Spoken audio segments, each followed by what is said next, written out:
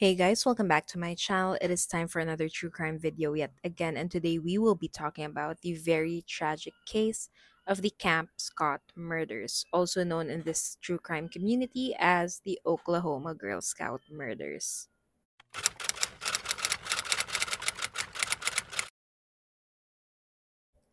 Our story takes place in June of 1977, more specifically, camp season for the kids and teens in the United States. Now, growing up, I'd see movies like The Parent Trap, wherein kids would have so much fun and make a lot of friends in camp. And I would be so jealous because we do not have that here in the Philippines.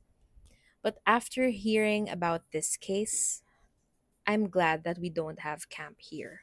Or at least it's not that common.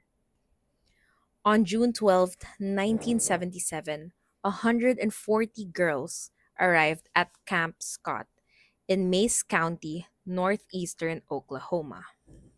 This was a popular camp for girls that started operating way back in 1928, and at this point, they were on their 49th year of operations. Now, there were several campsites in Camp Scott, and each one had 7 tents that would each be occupied by 4 girls.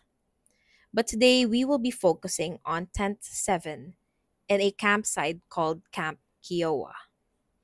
Tent 7 was the farthest one and was deep into the forest.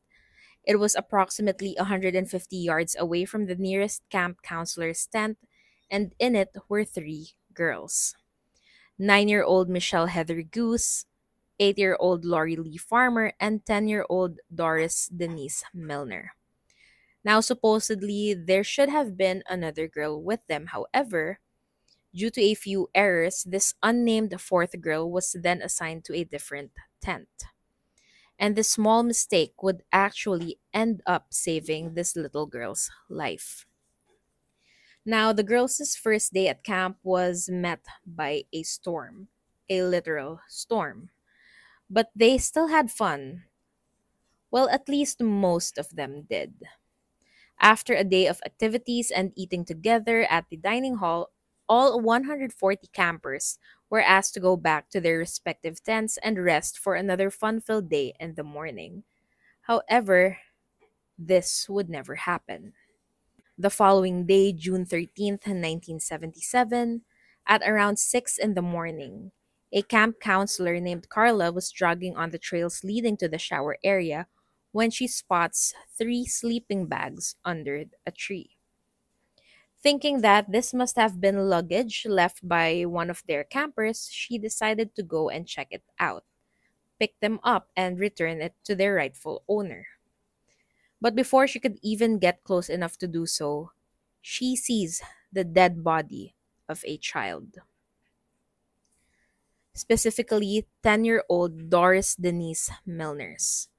Upon seeing this, Carla let out a shriek loud enough to alert the rest of Camp Scott's staff members. The authorities were called in immediately, and upon opening the 2 zipped sleeping bags next to Denise, they discovered 2 more bodies: 9-year-old Michelle Heather Goose and 8-year-old Lori Lee Farmer. Now, the entire camp was put into lockdown immediately, and parents were asked to pick their kids up right away. However, they were not notified as to what was going on, and this, of course, caused a panic. I mean, the girls were supposed to stay here for weeks, and yet the parents were asked to pick their kids up the day after camp started. It hasn't even been 24 hours at this point. The 137 other campers were then taken to another area off camp for activities to distract them from the mayhem. Hours later, each girl was released to their parents, who at this point still had no idea of what had transpired the night prior. But soon enough, 3 pairs of parents realized that their girls had not come out of camp yet.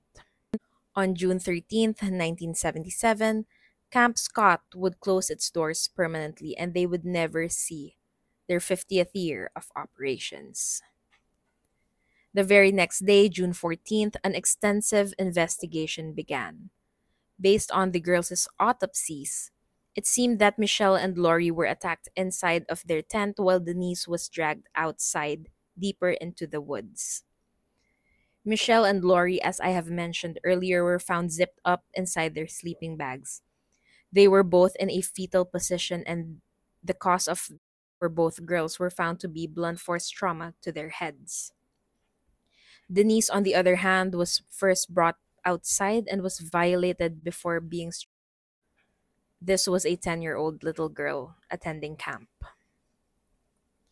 Now, upon questioning multiple people from the camp, it seemed that if someone had spoken up, these girls could have been saved, but no one ever did. At 1 a.m., Carla, the same camp counselor who made the gruesome discovery, recalled hearing moaning sounds from the trail leading to the shower area. According to her, she tried to check out what was going on using her flashlight, but after not seeing anything or anyone, she came up with the conclusion that these sounds were instead made by an animal. At 2 a.m., a girl from tent 6 awoke into their tent's flap opening, and seeing a man standing outside, shining his flashlight on the sleeping girls and thinking that this could have been a staff member, just checking if the girls were already in bed, she went back to sleep. At around 2:30 to 3 a.m. that same evening, a nearby landowner recalls hearing vehicles on the road, finding it a bit odd or strange because this was a very remote area. And at the same time, a few girls from a different campsite in Camp Scott also heard someone screaming for their mom. There were also items found in and around the girls' tent: a large flashlight with a single fingerprint, a male footprint of the size 9.5, some rope, and some duct tape. A long single strand of black hair was also found on one of the victims, suggesting that whoever did this could have had long black hair. However, there are counselors who got in contact with them earlier that day, as well as 137 other campers. Now, the investigators also discovered that 2 months prior to camp season, in April of that same year, a camp counselor reported that someone broke into her tent to steal donuts and left a note saying, "We are on a mission to kill 3 girls in tent 1." Along with this eerie letter was a fake body that was found hanging in one of the campsites. However, the camp's management decided to disregard this completely for some reason, seeing it as a prank, as the letter also spoke about extraterrestrials. Now, they all thought that this was some sort of sick prank and decided altogether to not notify or alert the authorities as well as the campers' parents about it. Denise and Lori's families ended up suing the Magic Empire Council for negligence due to this. Now, the Magic Empire Council was the one managing Camp Scott. Now, let's take a look at the suspects. The first one taken in for questioning was a man named Jack Schoaf, who owned a ranch nearby. He became a person of interest after police found rope and duct tape that matched the ones used on the victims. However, Jack told the authorities that he had actually filed a report a few weeks prior after his house got broken into. He says that a few items were stolen from his garage, but he didn't specifically know what these items were because they were small and random things that weren't really of value. Now, he did take a polygraph test and passed, and he had a solid alibi and was therefore cleared as a suspect. Aside from this, the authorities also checked if he did report a robbery a few weeks prior to that, and he did. Now, the next person of interest or the next suspect was a man named Gene Leroy Hart, a local Cherokee man who had a long list of criminal history. At the time, he was actually at large and had been on the run for the past 4 years. after escaping from the Mays County Jail, where he was incarcerated for the kidnapping and rape of two pregnant women and a few burglary charges as well. Now, there was no evidence linking Jean Leroy Hart to the three girls, but investigators were convinced that this was their guy. A few days later, hunters who were in the area found a cave that contained a few items like reading glasses and the newspaper, making it seem like someone had been living there or had been camping out. A few photos developed by Jean Leroy Hart were also found inside the cave. Now, there was also a message written on the cave's walls, and it said, 77-6-17. The killer was here. Bye bye, fools. A year later, Jean Leroy Hart was arrested at a friend's house, where he had been laying low. In this house, the investigators found a few items that had been reported missing from Camp Scott. However, despite his history of crimes and the evidence found linking him to the murders of Michelle, Lori, and Denise, Jean Leroy Hart maintained his innocence and actually had a lot of supporters who even volunteered to help him pay for a lawyer and with his trials. This man was a convicted rapist. So even though, let's say for example, he did not do this to these three girls, he was still convicted of burglary charges as well as rape two pregnant women in the past. And he was a man on the run. He wasn't supposed to be free, and yet he had a lot of supporters, especially from locals who knew him well. Now, there were also speculations that the photos in the cave and the Camp Scott items in his friend's house were just planted by the police in order to wrap this case up and frame Jean Leroy Hart. This man was not innocent at all, and he did need to come back to jail because he wasn't done with his sentence. And to be honest with you guys, it seems likely because upon further investigation, the footprint found in tent 7 was too small compared to Jean Leroy Hart's shoe size. And in addition to that, the fingerprint found on the flashlight also did not match his. Now, am I saying that he's completely innocent? No, I'm saying that if he did this, he did not work alone.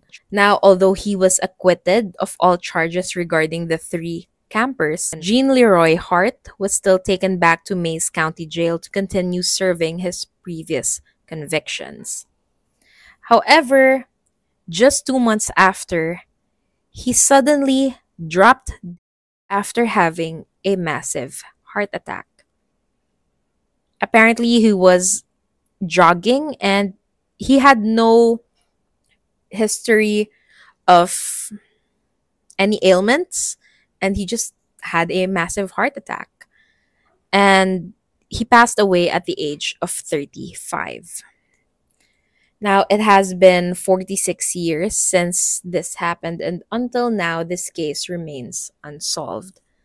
Now, further DNA testing was conducted back in 2017, and this strongly suggests Hart's involvement in the murders.